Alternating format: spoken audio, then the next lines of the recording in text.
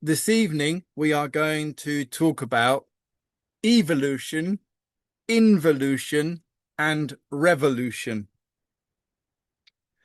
Now, when we look at from an esoteric point of view, those three words, it's very clear that perhaps we're talking about, you could say, in the words of the Lion King, the circle of life. Everything grows, everything then decreases. That's the evolution and then the involution. But the revolution is something different, and we'll come on to that in more detail. But that's the life of a person from a baby till the time we die. And that one at the bottom there is probably a bit more of a reality for humanity in itself in these moments. Um, if we look at these words in more detail to try and find out what they mean. Oh, we'll do that in a moment. We're going to talk about dimensions first. Sorry about this. I put the slides in the wrong order. Never mind. So the dimensions, we've talked about the dimensions before. So all of the dimensions are here and now. They are in the same place or space, but they interpenetrate but never mix. Because if dimensions mixed, then length, breadth, and width, we'd all be wobbly jelly because we wouldn't be able to sustain those three dimensions and then superior dimensions to that.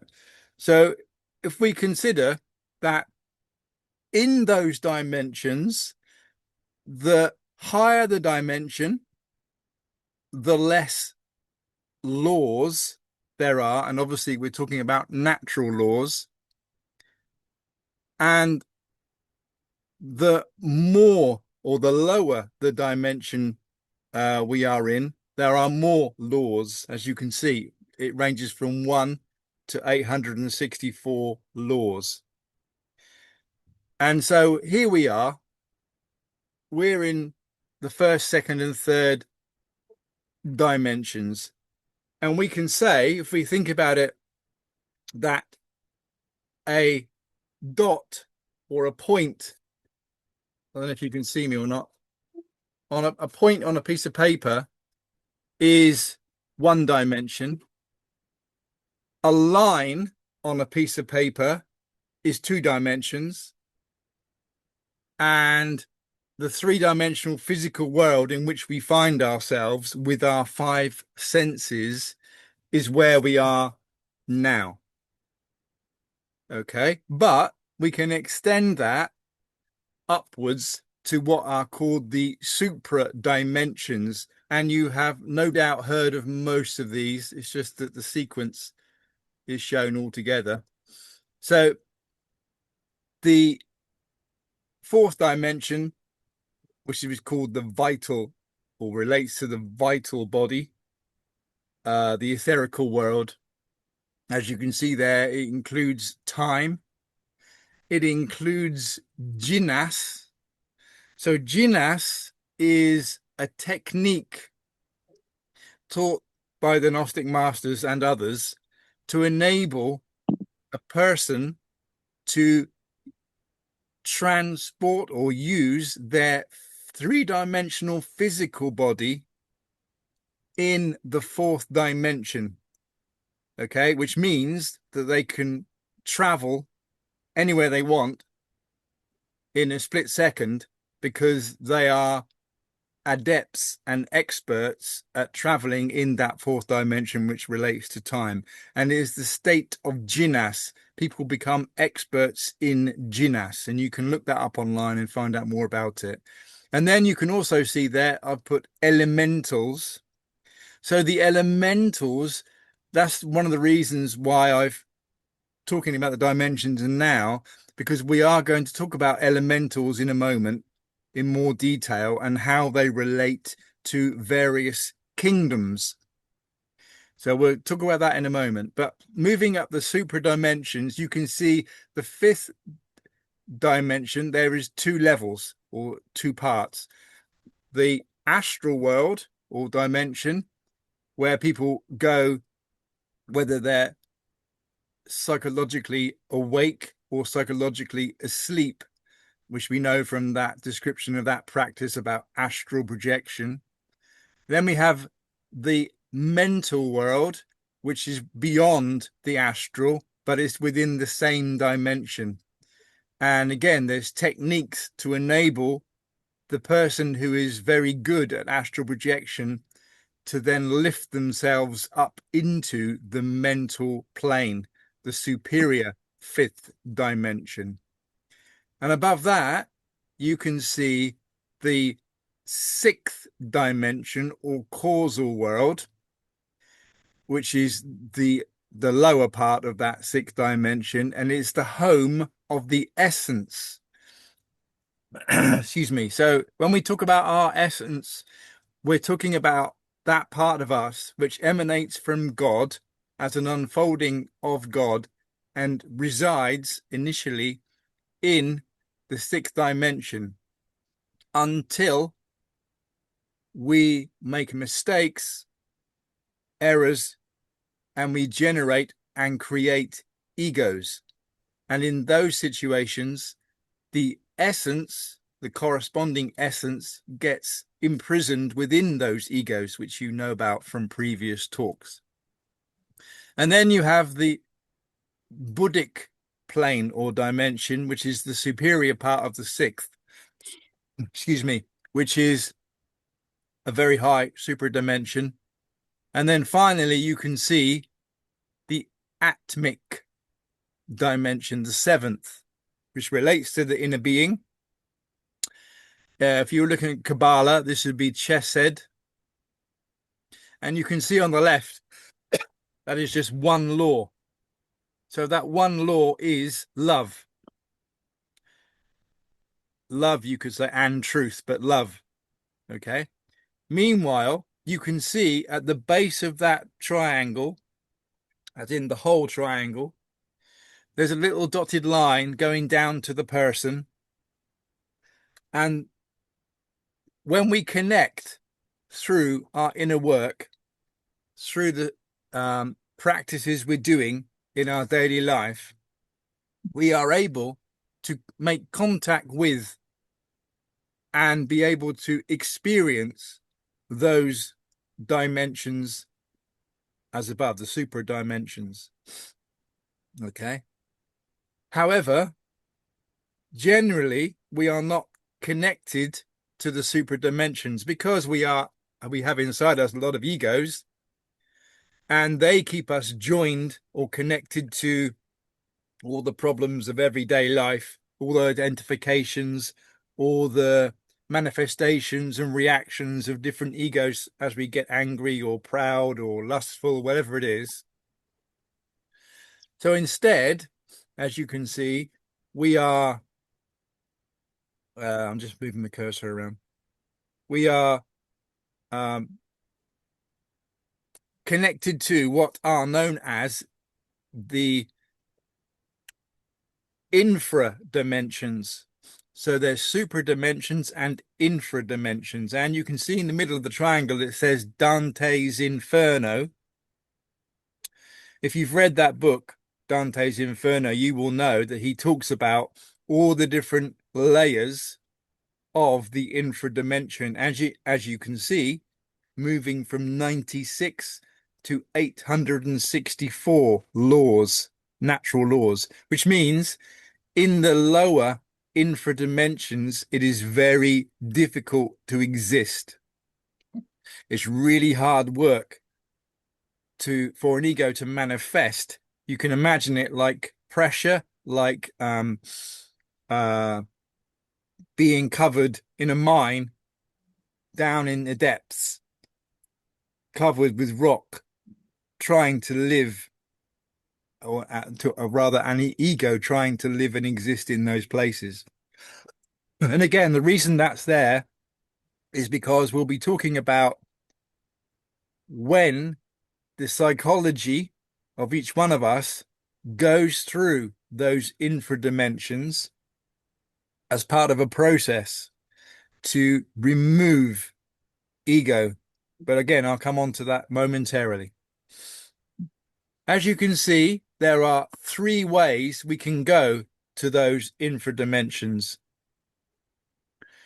After 108 existences, and I'll come on to that in a moment, that relates to the topic this evening. We can go to the infra dimensions in a nightmare. Why would that be? Well, because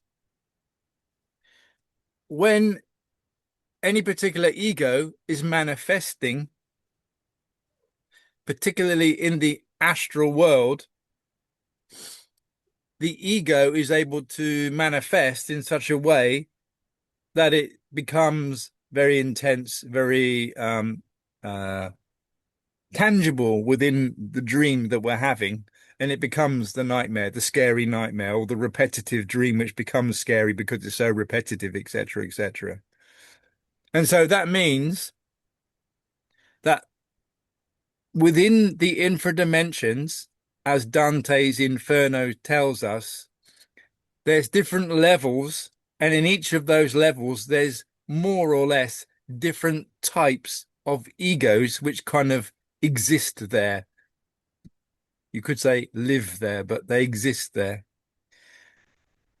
And if we wanted to go to find out about how Dante's Inferno or the infra dimensions actually worked, we could go there consciously. Okay, in other words, we would do an astral projection practice with a view to go into the infra dimensions to find out what it's like there. If we do that, obviously we're going to need a little bit of protection, a little bit of help, and a little bit of guidance, because it's not a nice place to go. And we'll talk about that, like I've mentioned before, those conjurations we talked about a few weeks back and last week. That's when you would need those conjurations to protect you in that, if you decided to go there in the astral consciously. But nevertheless, in these moments, there are many in humanity, many people have part or all of their psychology already in the infra dimensions. And we'll come on to all this in a while. Excuse me. Okay. Where's my cursor? Okay, so that's basically an introduction to the dimensions.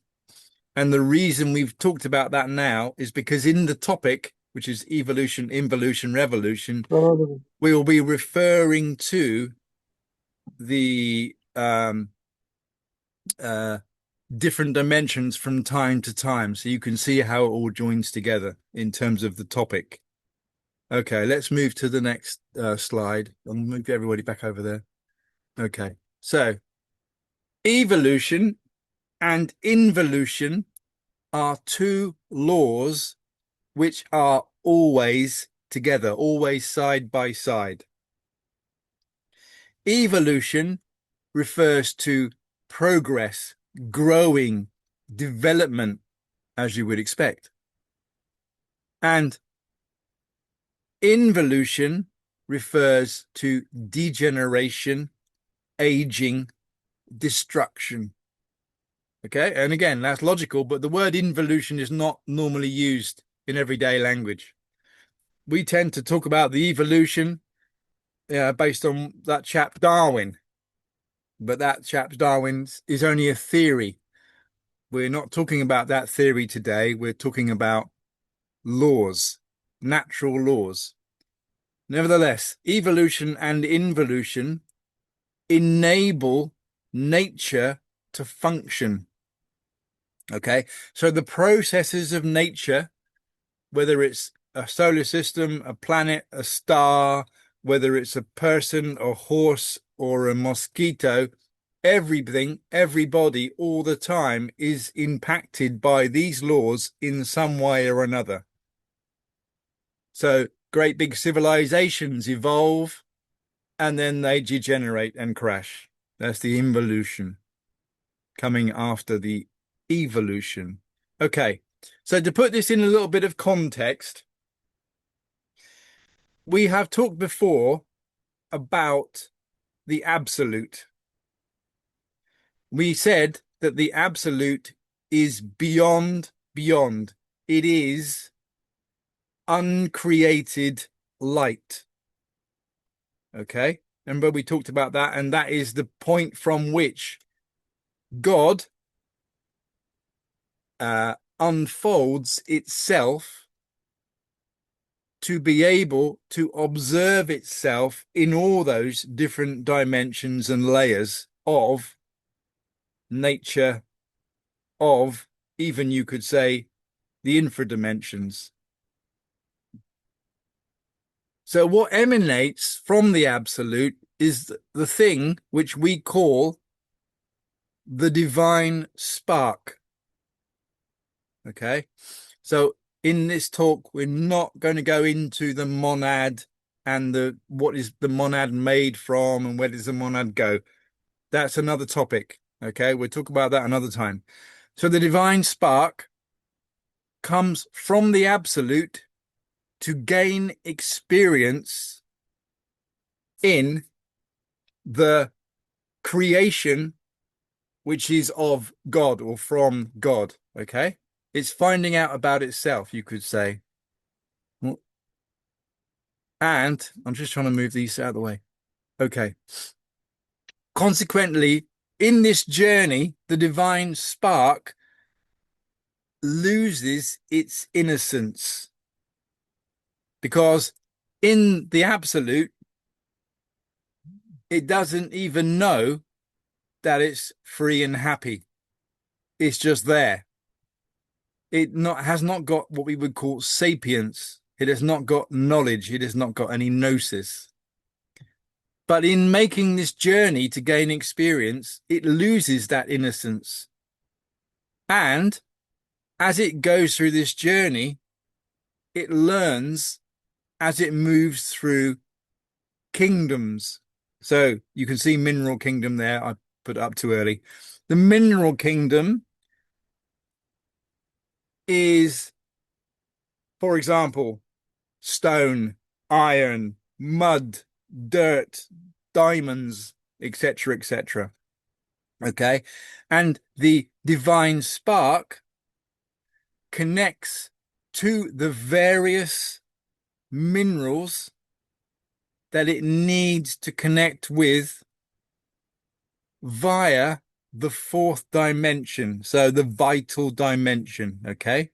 So it means that the elemental, you can see it gains experience as an elemental. So the elemental, which is the divine spark, but in the mineral kingdom, okay, is gaining experience. So it might gain experience in iron or steel for 10,000 years, and then it might go and gain experience in a bit of mud somewhere else, and then it might gain experience in a diamond, you can say, because as you would expect, as the elemental or the divine spark within the mineral kingdom gains more experience, okay, it will move to different places, or you could say houses, or places where it visits in the three dimensions.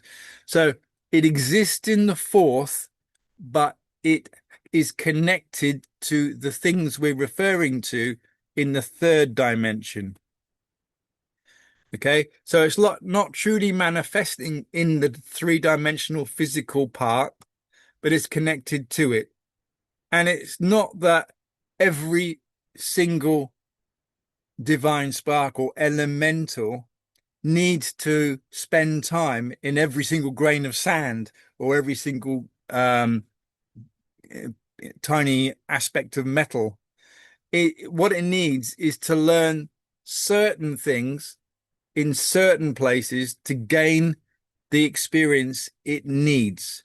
And as you can see there, it receives supplementary teachings from the divas of nature. So the divas of nature are, you could say, sophisticated elementals. They give orientation, guidance, and classes to the elementals as they go through their journey in the mineral kingdom. This is the first kingdom. Excuse me. The next is that the same elemental eventually is able to enter the vegetable kingdom. And again, it is connecting to a number of different plants or trees or vegetables or whatever it is, um, to gain experience.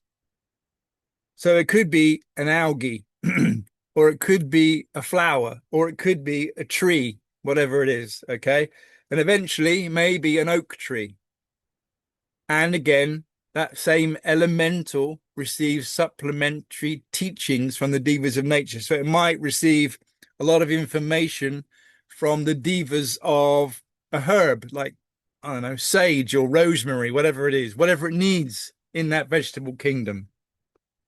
It needs to gain experience. Then it moves to the animal kingdom.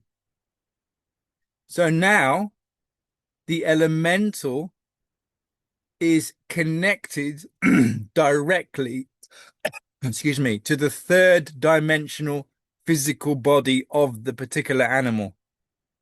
Okay. And again, it doesn't need to go it doesn't need to go through every animal there is, but it might need to gain time in a fish and then a dolphin, maybe a starling and then an eagle. I don't know, but it needs to gain experience in certain places and again receive supplementary teachings from the divas of nature. Now, in the animal kingdom, the elemental has ego, as you can see. The egos may act, but they do not feed, they do not take energy from the mechanical aspects of the particular animal. Okay. Why is that? Because there is no free will. And we'll come on to this word free or words free will in a moment. But an animal just is. It's instinctive. It has an intelligence. Obviously, you look at a spider, they can build a web in any place because they've got that intelligence, that instinctive part. Okay. But no animal has free will. And we can say that animals which are on the evolutionary part of this journey have cause egos acting. So what are cause egos? Cause egos are those egos which are like the reason for the ego to exist in the first place. It's like the roots, the dense roots of that particular ego, the cause egos. So for example, if you have a shirt, a white shirt, and it's got some dirt on it, and you wash it, you put it through the washing machine and you hold it up to the light, it's still got a very pale shape of where the ego was, or excuse me, the dirt was. And you can talk about that from the same point of view in ego. An ego has layers and layers, and the cause ego is something which any particular ego has.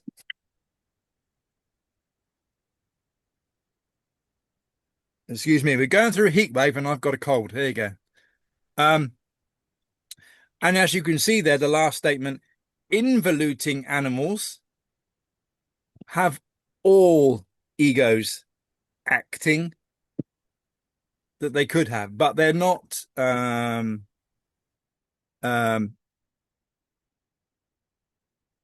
feeding from that particular particular animal machine because there is no free will there. And all of this will make sense in a bit. Okay. So let's just move this us. I don't know if you can see this, but I'm moving us around. Okay. The next kingdom, as you would expect, is the human kingdom. And yes, the divine spark, our essence, connects to the three-dimensional physical body. So we all know we have an essence. We all know we have that divine spark within us. And that divine spark within us gains experience as essence. So in the human kingdom, it's called essence. Previously, it's been called an elemental, as you can see. But now we have a choice.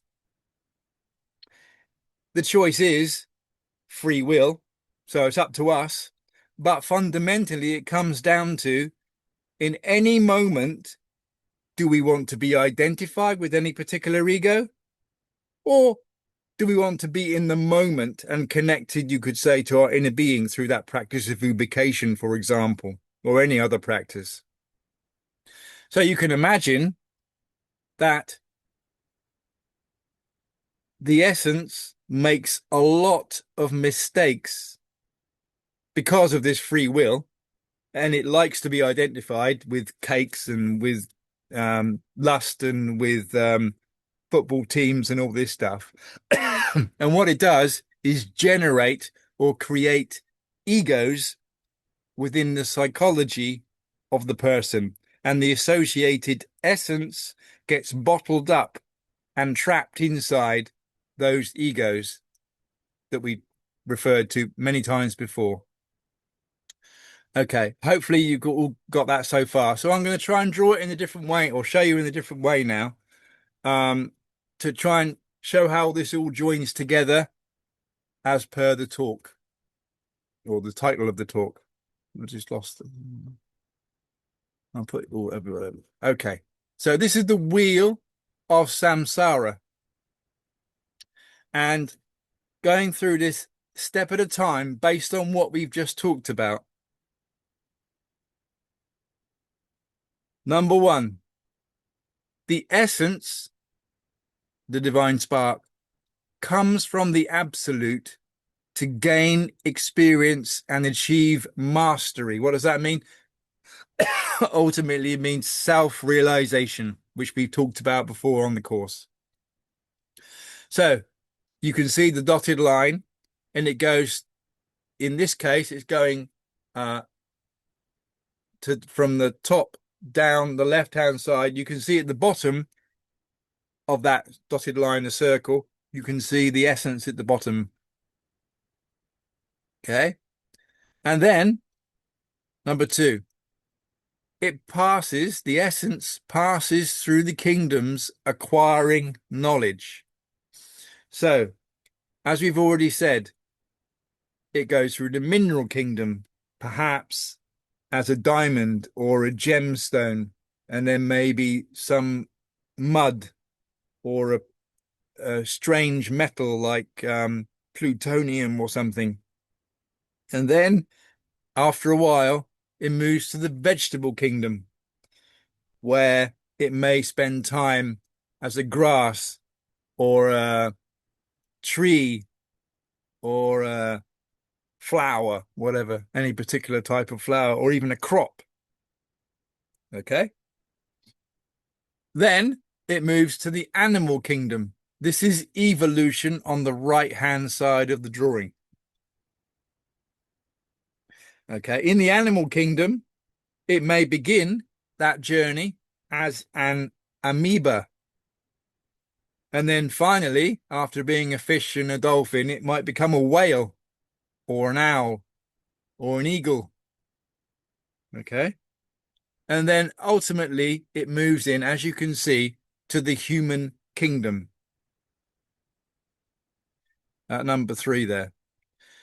So the essence enters into the human kingdom, and in that kingdom it has 108 existences. Okay, so this is where we need to be really clear about the difference between living and existing. We have an existence here and now, but if we are conscious, if we are not identified, if we are at one with our inner being, and we are consciously living our life, then we are living with the capital L, any particular life that we may have, rather than existing within that life on the horizontal path, which we talked about a few weeks ago, if you remember. If we just remain on the horizontal with no um, kind of inbuilt desire or need to want to move on the vertical path, then we're just existing. So we have 108 lives. And then after the 108 lives, if nothing has happened, if we've done nothing as a human in terms of esoteric work, then the corresponding egos which have been made during that process of 108 existences, they need to be removed or eliminated, or as you can see, they're dissolved. Okay? With no inner work, the involution commences at the end of 108 lives. Or I'll put a caveat to that. It could be before, but we'll talk about that a bit later. So we get to the point where through the involution on the left-hand side, we come to the point where the egos have been, you could say, more or less pulverized into cosmic dust, completely removed and cleaned out of the psychology of the person. Okay? And we then come back to the beginning again, down there where you can see number 5. The essence now has experience because it's been round the kingdoms one time, one loop. Okay, when we're around the wheel of samsara. So we are then given the opportunity to do the same thing again, to receive the opportunity to get experience. And as you can see, we have 3,000 cycles or 3,000 rotations of this wheel of samsara, in which we have the opportunity to live the 108 lives. Okay. And if we don't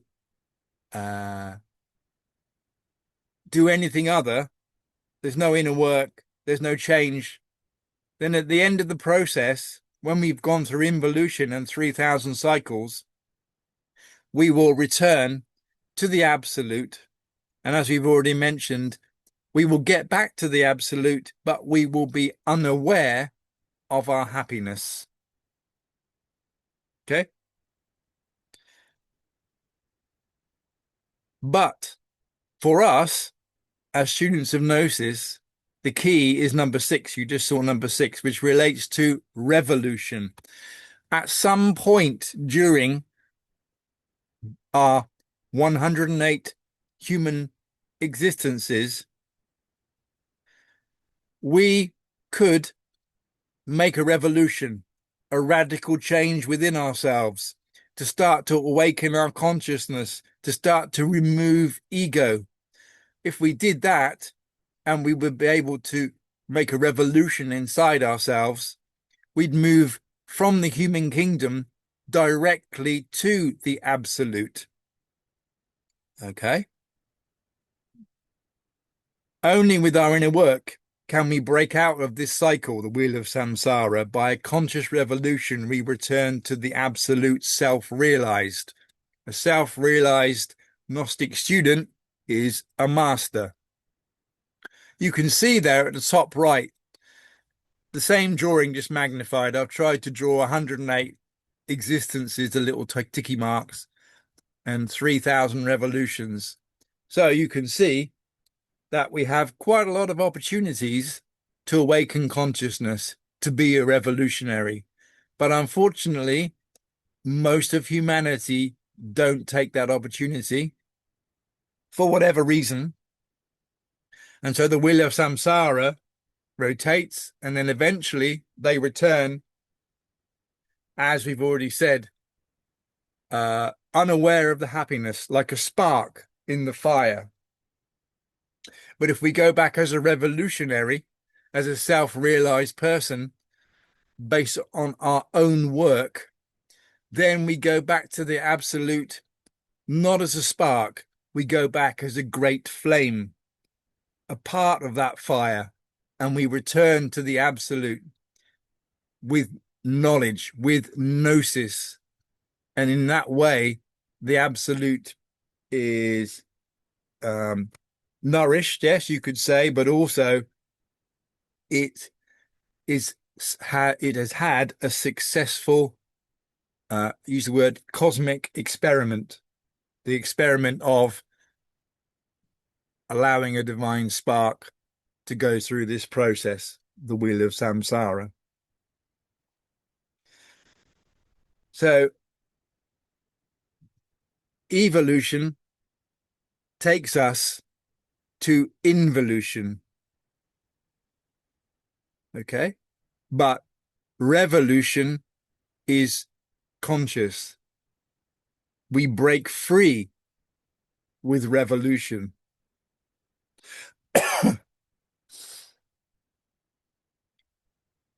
Involution itself is very painful because those egos, if we've not done a radical work within ourselves and applied the psychological death and asked our Divine Mother to eliminate any particular ego with all the practices we know, then involution will remove those egos from our psychology, and the ego will be disintegrated through its own suffering. What does that mean?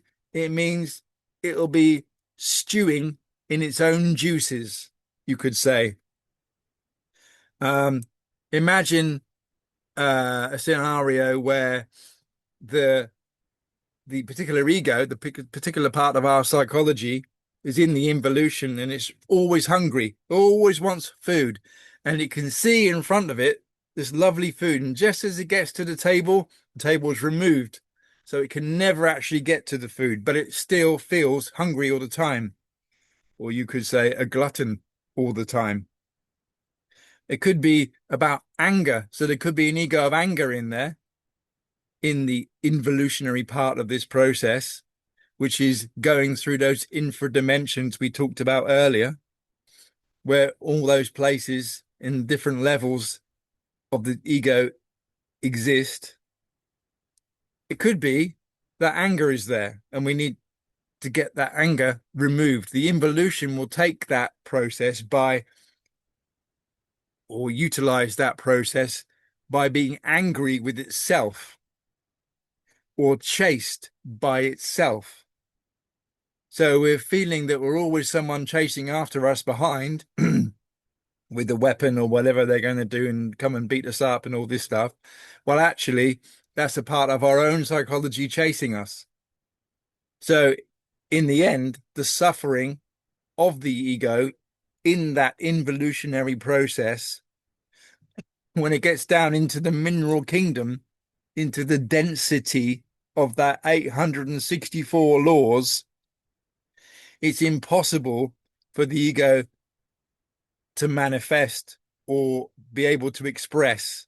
And so it just gets completely pulverized into cosmic dust and is removed.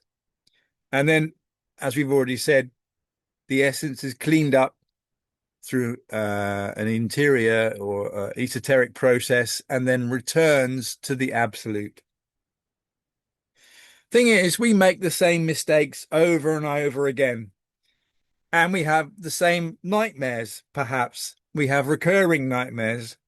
And we try and, for example, run or hide in our nightmares. But this is all because our psychology is within those infradimensions.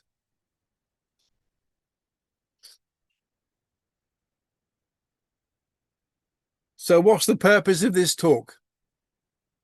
The purpose of the talk is to help us understand that we need to try to make that revolution within us here and now. We need to awaken consciousness. Excuse me. It's not enough to want to awaken consciousness. We have to try to awaken consciousness. We have to do it. Okay. And we have a lot of knowledge. All of us have lived through many circles or rotations of the wheel of samsara, which means we have experiences from all four of the kingdoms.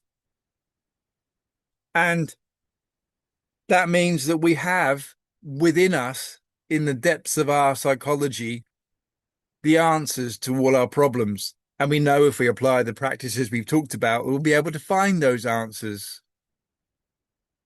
And yet we go round and round. We do the same thing over and over, daily, monthly, yearly, even life to life. Okay. But what we can do if we make our own decision to do something is through revolution, we can break the laws of evolution and involution. We can get out and break away from the identification and pain and move towards enlightenment and revolution. So, at some point, complete identification with the egos begins, as we've already mentioned, normally at 108 lives. However, there's an exception, which is if a person in, say, for example, life, pick a number, 57, okay?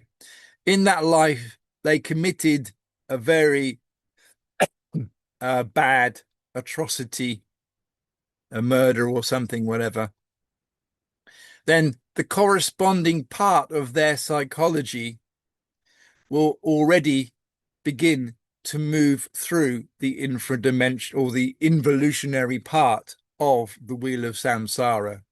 So even though in most cases we enter involution on the 108th or the end of the 108th life, it could be that we begin involution, or part of our psychology begins the involutionary process before that, which starts to show that these two laws are in play constantly within everybody, within everything. And the only real way to get away from this as students of Gnosis is to apply the revolution, is to wake up, is to start applying the practices to eliminate ego. So, the wheel of samsara, well, there's examples of it all over the world, all in different cultures, different places. You've probably seen these images on the internet, or maybe you've been to see them in the physical, in real life. Obviously, the right is Tibet, the Buddhist version of the same thing. But you can see the monster holding that. In both cases, the monster is holding the circle or the wheel. Oh, excuse me. The monster is the result of what will happen if we don't do any work. We're going to get chomped up. Excuse me. We're going to get eaten. We're going to get pulverized. We, as in the psychology, and so that eventually the egos get cleaned out, and the cleaned essence can return to the absolute. So you know the way, we've talked about this many times now, how we can apply these three factors of the revolution of the consciousness and awaken our consciousness, which is the eye in the middle, so that we can move away from the cycle we've just described. We can do this. All of us can do this. So what are we waiting for? There's loads of issues. Oh, I need to go and do something else more important than this practice. Oh, I'll do it tomorrow morning. I'll do it when I'm ready. I'll do that practice. Oh, yeah. I was caught up with that because it was my work. Oh, yeah. I didn't do that because I was shopping and I had to get there quickly. It's just reasons, it's just excuses. Most of them are directly the result of any particular ego manifesting in that moment, generating excuses and reasons within us that we don't begin to do this work. Okay, so that's the end of this